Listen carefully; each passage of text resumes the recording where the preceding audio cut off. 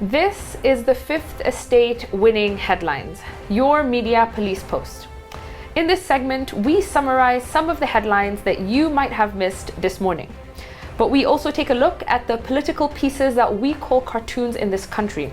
Today is the 23rd of June 2020 and I am 2J. I am JM. And I am GK, and in case you missed the headlines, here they are. In the Daily Nation, RUTO quiet as Uhuru goes on warpath. In the Standard, RUTO rejects Uhuru invite to address MPs.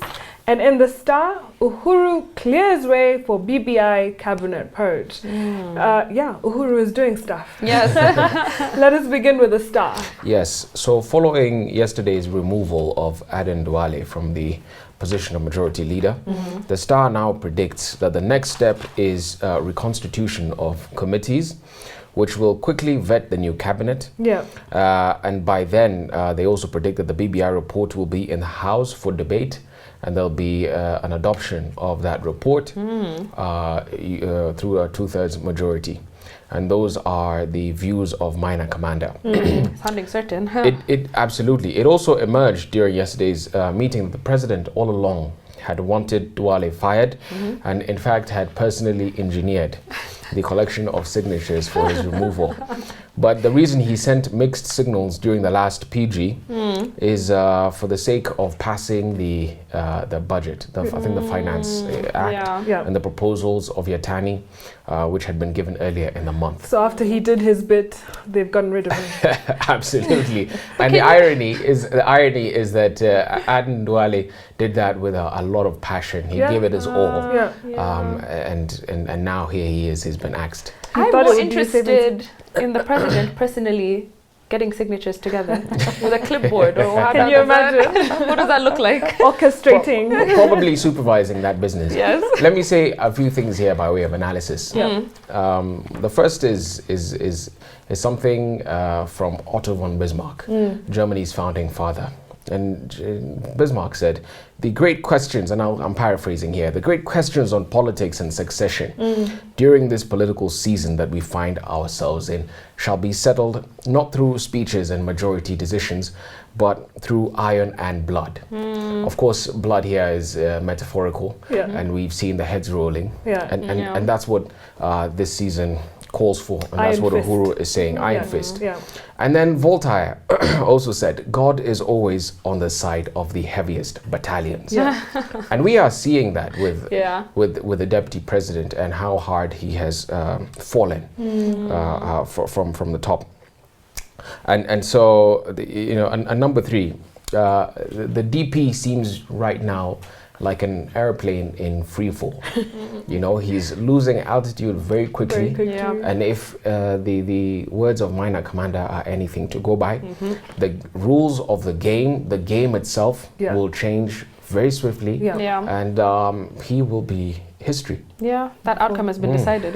Ooh, okay, hopefully done but not out. I don't know. Let's move to the Daily Nation and the Standard, which are both speaking to yesterday's parliamentary group meeting. In which Jubilee did its thing. Uhuru did his thing. So basically in the Daily Nation, they're saying that Uhuru is going on a warpath and RUTO is silent. And basically outlining that the president said, basically, he's ready to discharge with those who are working against his agenda. He wants to free you up to do those things that you feel like doing, but he wants to, secure his legacy. He also cautioned against ethnic antagonism and basically this advocacy for class wars, pitting the rich against the poor, the hustlers, the dynasties, that whole narrative he's saying needs to end. And basically outlining, that at the party meeting. And then in the Standard, what do we have? Standard, RUTO rejects Uhuru invite to address MPs. I think we spoke about this briefly yesterday. I think the first indication of this came from a Facebook post from Itumbi yesterday, where he gave a transcript of what happened during this PG meeting, saying that twice the deputy president was asked to speak and both times he refused to do so. And I think that was quite shocking to many, because I think it is the role of the DP to invite the president to speak, to maybe give closing remarks. I think the strongest weapon he had in that moment was truly his silence. I think the silence in itself was a comment. Yeah, honestly, what could he have said in that moment? Yeah, exactly. And then the Standard then go on further to say that the tweet that the deputy president made later on in the day, praising Duale for being the first majority leader after this new constitution, and then the Standard point out that this is the first time that the deputy president has publicly commented on the ouster of an ally. So I think throughout this, the past couple of weeks, where we've seen a lot of heads rolling, as JM said, and the DP has been mum about it all. So now this was the first time he's gone onto Twitter and he said, sorry, my friend, good luck. It was also apparent that he never congratulated Amos Kimunya on his appointment, which is a bit of a case of sour grapes. Politics at the end of the day is a sport. You don't take it too seriously. So, you just roll with the punches. Allow me to dedicate a poem to the deputy president by Dylan Thomas. I said written by you. And not by me. But the poem is called Do Not Go Gentle Into That Good Night. It says, rage against the dying of the light. And basically don't accept your political death just like that. Yeah, fight back. But maybe it's part of the tactic, but let's see what happens. Well, we have a 3-part criteria that we're going to use to break down the headlines. We ask ourselves, is it topical or speculative? Is it repetitive or groundbreaking? And is it thoughtful or just plain lazy? I'll be honest, I liked all three. I think all three were quite topical. However, I would go for either the Daily Nation, the Warpath, or the Star. I like the Star because it's futuristic. It's telling us what's ahead. That's exactly what I was going to say. It's futuristic. I think the other two kind of tell us what we knew yesterday. So the Star is groundbreaking. It is telling us that Uhuru is clearing the way for BBI and a cabinet purge. That gives us our winning headline. On to the political pieces that we call cartoons in this country, where we also have a 3-part criteria that we use. We ask ourselves, is it humorous or dry? Is it satirical or pessimistic? And is it effective or just plain lazy? Shall we begin with the Daily Nation? Yes. There is no standard cartoon today, though I would encourage all our viewers to go check out Gado's Twitter account. There's a cartoon on there that I think he was not allowed to publish. So. So I think he probably submitted it and it was too harsh for standard. Too distasteful. Yes. So check it out. So in the Daily Nation, Dula has drawn some cheeky characters here. You have a caricature of Raila Odinga in his ODM leso. You have a caricature of Kalonzo in his Waipa leso, and you have one of Gideon Moi in his Kanu leso. And they're all behind a door. And on the door, there's a sticker that says Jubilee Fumigation in progress. And then behind the door, you can see Duale's big ears, and you can also see fuming coming out. And there's like a spray sound. Fumigation was ongoing yesterday. Yes. Yeah. What are they waiting for? Do they want to go in the room after? Are they scared? I guess they're waiting to see what the outcome would have been. Is. All right, cartoon. Yeah. And in the Star, we have here the heads of Duale, Murkomen, Kindiki, and Etumbi in the bin next to the Jubilee guillotine. And the relevance for this one, I think the context here is that now Duale has joined the rest of the axed members in that political dustbin. And I'll give Ozone credit here. I'm beginning to notice there's some quality to his cartoon. Oh, and he says, power is not your mother's. Yes. Echoing the words that he had told Isaac RUTO. I think during the previous administration. So going back, Mama Yako or something like that. Just going back to the false credit I was trying to give Ozone, he's been doing this thing where he kind of like has progression in his cartoons. You saw the one with the 3 branches of government, where you're seeing this branch being slowly cut down. And with this one, I think last week we had Waiguru, who was supposed to be on the chopping block, but there was a pillow that was, stopping her from being cut. There was one even previously where Duale is in the back, sort of peeking, waiting to see whether he was next. To be the guillotine. So I like the progression as well. Should we give it our winning cartoon? Yeah, I think so. I think it's a good cartoon. I like the progression. Yeah, I wonder when the purge will end. I feel like it's drawn out. We need to move on to something else. So there you have it, our winning cartoon from the Star.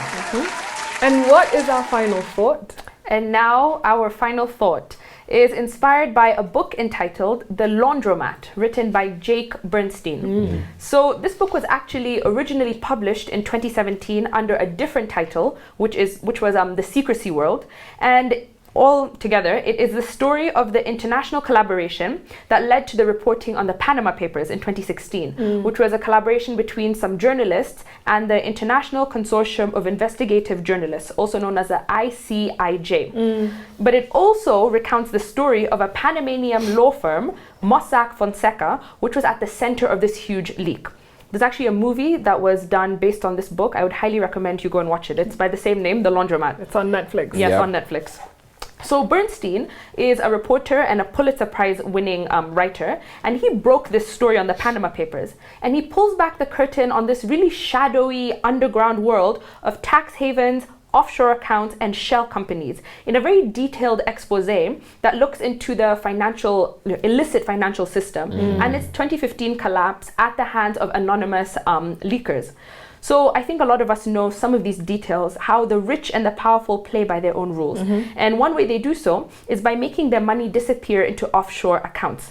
So they use anonymous, unregulated, and mostly fictional companies that have only one purpose: to conceal the origins and sources of the money that they hold.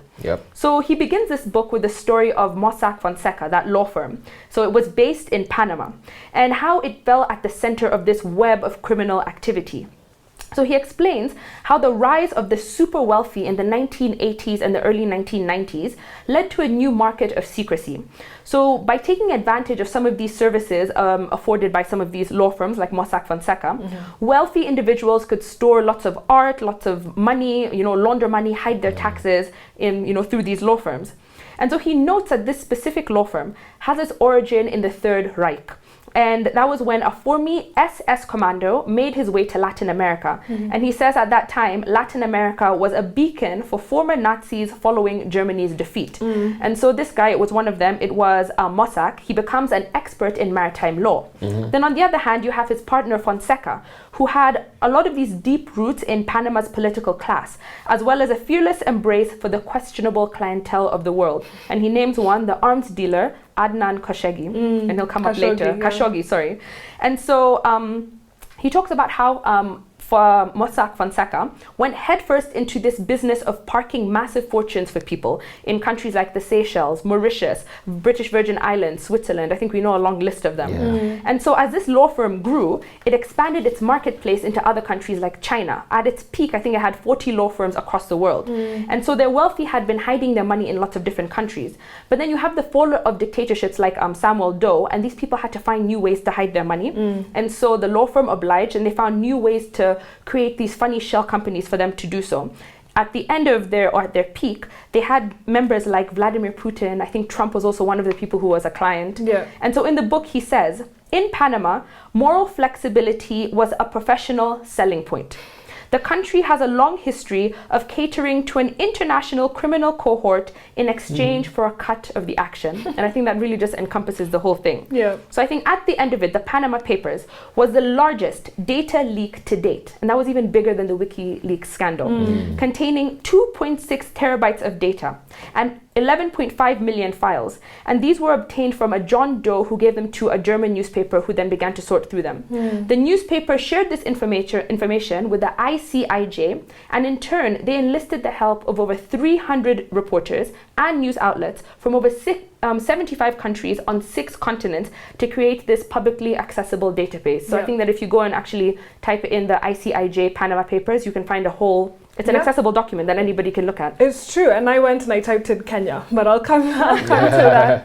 I think what this book sort of shed light on was the difference between tax evasion and avoidance. So people think offshore accounts are this dirty, dark thing, but I think it's something that can be useful even to the average Kenyan. Even today, you can go as an average Kenyan without billions in your account or even millions, set up an offshore account in order to help your business thrive. If the tax burden is too heavy in your country, there's nothing wrong with being smart about where you can set up. And I think in Africa, Mauritius is one of the big hotspot areas. So you can look into that. So what was interesting for me, Fonseca was in London School of Economics. So Jem and I have an alumni, a very entrepreneurial one.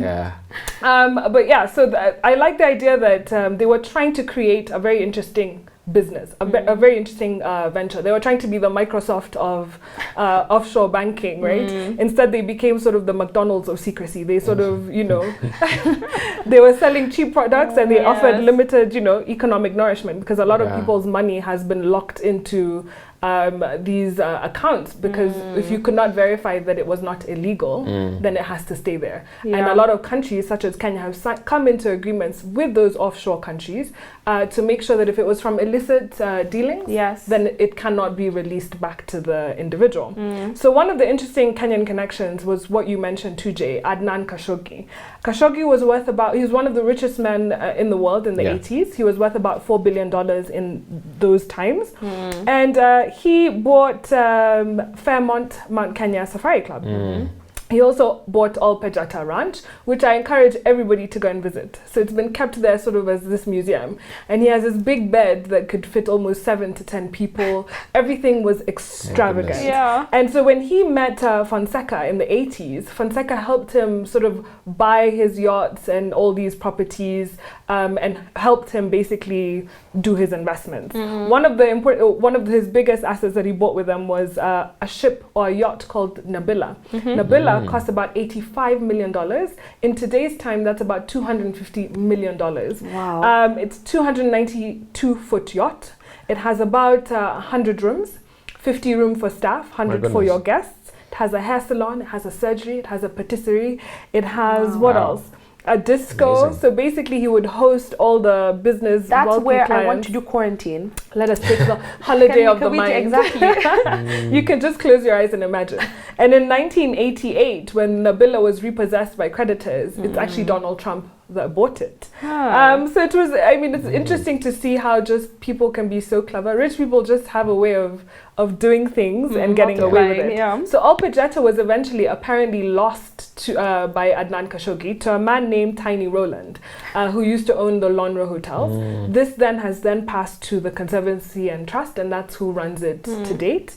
And he apparently bequeathed Mount Kenya Safari Club. Then it was known as the Billionaire's Nest, because they could literally fly from wherever in the world, land in Laikipia or Mount Kenya, and have a best time. And customs would have to rush their cars over there to clear them. And Khashoggi was a very close associate of the Mois, so he got away with quite a bit. Money waits for no man. It really does. It really does. But I encourage people to Tembea, Kenya. Let's go see some of these places that people are writing about. And so I was looking at the art of secrecy. And in this book, they also talk about how Switzerland has created a safe haven, conducive environment for people to trade in art without letting the whole world know what they're buying. And so he breaks it down and he says the art trade in Switzerland is about $1 billion.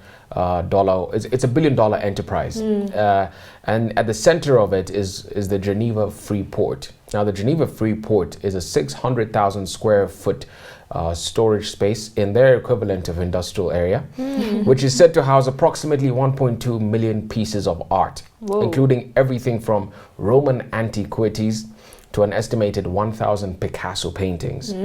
All of that valued at about $100 billion. That's where it's all stored. Sitting in a storage room. Sitting in an industrial area somewhere in Geneva. So worldwide, the art trade is valued at $30 billion annually. And the author notes that more than half of all that is done privately and is done in places like Geneva Free Port. And so what the Freeport at Geneva have done very well is to create that conducive environment of anonymity. Secrecy. Of secrecy. And that's precisely what folks in the art business want. So if you are looking to get into the art business very seriously, consider some of these havens. And they do so in order to avoid taxes, in order to hide from relatives or business associates, in order Wives, to husbands, kids. Precisely in order to not come under the public limelight. Basically, when they're buying millions of dollars worth of a piece of art. And middlemen, we're told, also like it because they control the flow of information and they can set prices with very little scrutiny. And so the way it works is that as an interested party, you can create an offshore company in a secrecy jurisdiction such as Panama, and then you rent a vault under that company name, and Swiss law does not require you to disclose your identity. So it becomes company XYZ registered in Panama, then is now the one that bids for a piece of art. It owns the art. The additional value, we're told, is that it's a tax haven. So, when you buy art, if it's moving from country to country, you might end up with a huge tax liability. But if it's stored there, then you have zero liability. And that's basically some of the, apart from money, that's also what goes on in offshore accounts. Fantastic. So there were over 191 Kenyans exposed in the Panama leaks years ago. Our most famous one was Kalpana Rawal, Kenya's former Deputy Chief Justice, although she later came and responded and said, I don't deal with business, so I don't know what they were doing, but it was to do with buying property between Kenya and the UK. That is what was in there. But it's not illegal to have an offshore account. Illegal. It's not. I think the only questions they had for the Deputy Chief Justice was, did you declare this in your wealth status before joining? So on a day where we had a winning headline from the Star and a winning cartoon from the Star. From the Star as well, yes. I want to leave you with a quote from the movie, actually. So they're having a conversation, Mossack and Fonseca, and they say privacy and secrecy are two different things. Privacy is locking the toilet door when you want to use a bathroom. Secrecy, on the other hand, is locking the door because what you're doing in the bathroom is not what people usually do. And sometimes after privacy has had a few drinks, it might decide it wants to spend the night with secrecy, just to explore the relationship. And this is what offshore banking, that relationship is all about. So don't be afraid of it. Please subscribe to our YouTube channel, but also find us on TV. We're on GoTV, Pan Free to Air, and Star Times.